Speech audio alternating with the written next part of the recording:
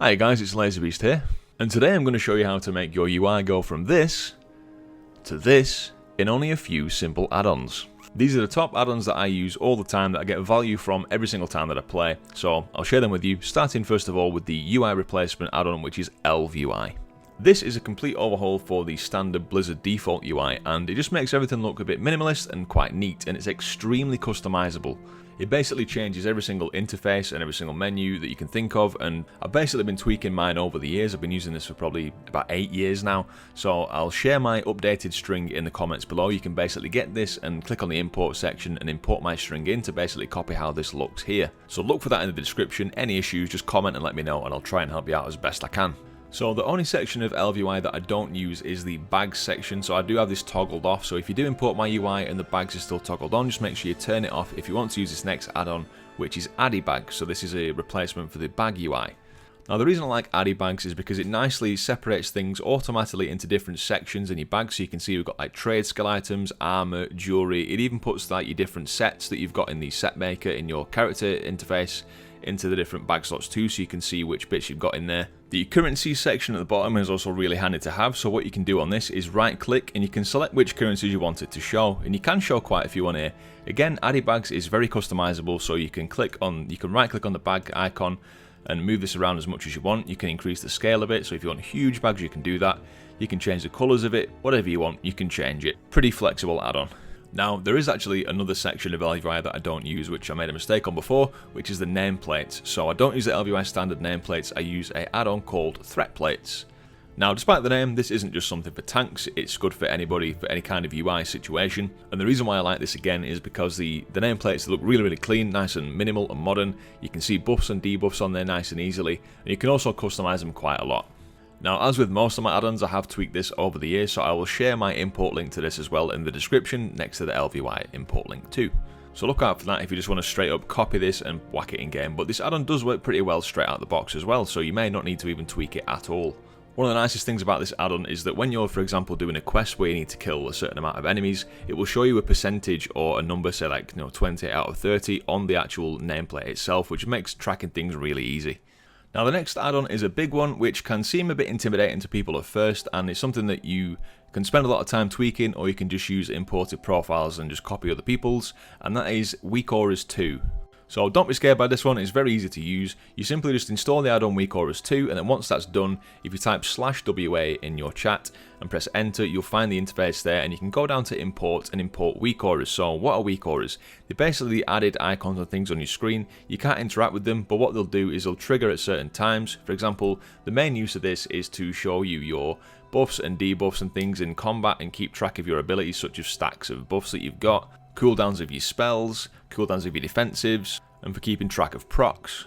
I do recommend that as a base for pretty much any player, you get yourself some WeakAuras for your class. So the easiest way to do this is to go to wego.io, the website, and just type in your class and spec. So for example, Balanced Druid, and then you'll find, usually, for example, for Balanced Druid there's a guy called Luxthos that does some nice little kits that are already done. You just import them as mentioned and as shown on the screen here, and it will just put it in there. You just click OK.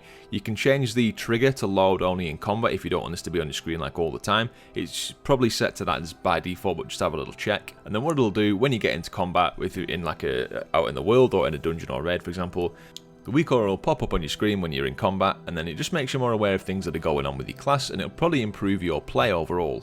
If you only play PvP, you probably don't want this on. You might want some different PvP specific WeakAuras, but again, WeakAuras is a massively customizable add-on. You can use it for all sorts of different situations.